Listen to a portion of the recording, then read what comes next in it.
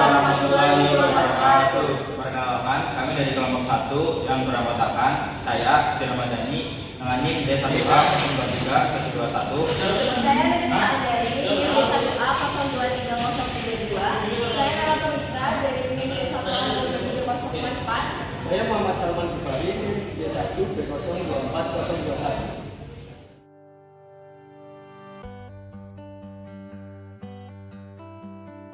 Latar belakang dari penelitian tersebut yaitu industri unggas adalah bagian penting dari sektor peternakan yang berkontribusi besar terhadap perekonomian. Masalahnya yaitu kontaminasi mikotoksin dalam pakan ternak. Mikotoksin yang berasal dari jamur dapat mengurangi produktivitas ayam broiler, mempengaruhi berat badan, dan juga dapat meningkatkan angka kematian. Selain itu, residu mikotoksin dalam produk hewani juga dapat membahayakan konsumen. Penelitian ini didorong oleh masalah kontaminasi mikotoksin dalam pakan ternak unggas, terutama di daerah beriklim subtropis seperti Filipina. Mikotoksin dapat mempengaruhi pertumbuhan, efisiensi pakan, dan imunitas ayam broiler, serta dapat menyebabkan kerugian secara ekonomi. Penelitian sebelumnya menunjukkan bahwa mikotoksin seperti aflatoksin dan zearalenone berbahaya bagi unggas dan dapat meninggalkan residu beracun dalam produk hewan. Pendekatan praktis seperti penggunaan pengikat toksin dalam pakan dianggap sebagai solusi yang dapat mengurangi efek buruk ini. Tujuan dari penelitian tersebut yang pertama itu untuk mengevaluasi secara menyeluruh pengaruh suplementasi pengikat toksin berbentuk cair yang diberikan melalui air minum terhadap berbagai aspek kinerja pertumbuhan ayam broiler. Yang kedua, untuk menguji dan menganalisis efisiensi ekonomi dari penerapan metode suplementasi pengikat toksin cair dengan membandingkan terhadap metode alternatif lainnya yang biasa digunakan dalam industri peternakan ayam broiler, yang menentukan apakah metode ini lebih menguntungkan dan praktis dalam skala produksi komersial. Dan yang terakhir, untuk menentukan parameter-parameter penting seperti tingkat pertambahan berat badan ayam, efisiensi penggunaan pakan, konsumsi pakan harian, dan tingkat pendapatan usaha peternakan guna memberikan data yang dapat digunakan untuk mengidentifikasi praktik terbaik yang mendukung peningkatan produktivitas dan keuntungan dalam produksi ayam pedaging secara berkelanjutan. Ada beberapa variabel yang diteliti dari jurnal tersebut, diantaranya yaitu yang pertama adalah pertambahan berat badan harian atau PBBH yang dengan diukur dengan berat badan awal dan akhir. Yang kedua, konsumsi pakan dan efisiensi konversi pakan atau FCR. Yang ketiga, persen daya hidup. Yang keempat adalah analis ekonomi. Hasil dari penelitian tentang pemberian suplemen pengikat toksin cair melalui air minum dan tanpa suplementasi cairan pengikat toksin tidak sesuai tujuan karena tidak ada perbedaan signifikan dalam parameter performa produksi atau PBBH dan FCR. Namun, dari suplementasi cairan pengikat toksin secara kontinu dengan pengurangan dosis pengikat toksin dalam pakan yaitu 1 kg per ton lebih menguntungkan secara ekonomis. Biaya produksi paling efisien yaitu pada perlakuan T2 dengan pendapatan tertinggi di antara semua perlakuan. Mengapa RAL atau rancangan acak lengkap dipilih sebagai rancangan penelitian pada penelitian ini? Yaitu yang pertama karena homogenitas materi. Materi yang digunakan pada penelitian ini yaitu anak ayam pedaging yang memiliki karakteristik seragam, antara lain yaitu umur ayam. Umur ayam yang digunakan memiliki umur yang seragam.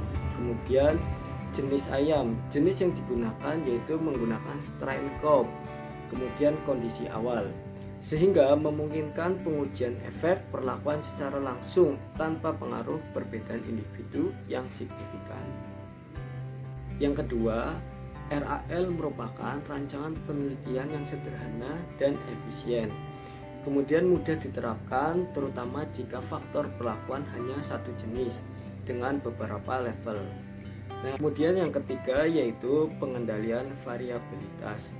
Distribusi acak ke dalam kelompok perlakuan mengurangi bias dan memastikan bahwa perbedaan hasil yang diamati disebabkan oleh perlakuan, bukan oleh faktor lain. Apakah materi yang digunakan pada penelitian ini sesuai dengan rancangan penelitian?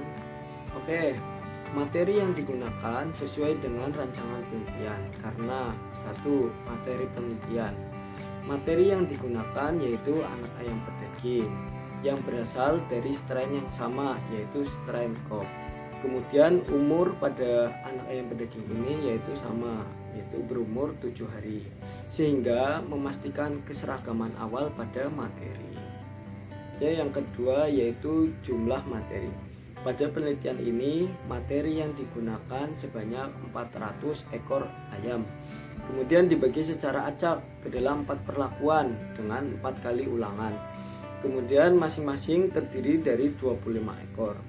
Dengan jumlah materi ini cukup untuk mendapatkan data yang valid. Kemudian yang ketiga yaitu perlakuan sesuai dengan tujuan penelitian.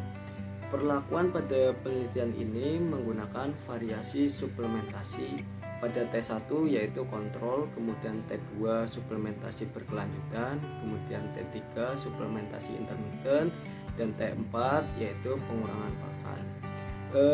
Perlakuan ini dirancang untuk mengevaluasi pengaruh pengikat toksin cair terhadap performa dari pertumbuhan ayam tersebut. Bagaimana cara menguji nilai hipotesis penelitian? Yaitu pertama kita harus merumuskan hipotesis, habis itu kita menentukan tingkat signifikasinya, habis itu kita menentukan strategi uji.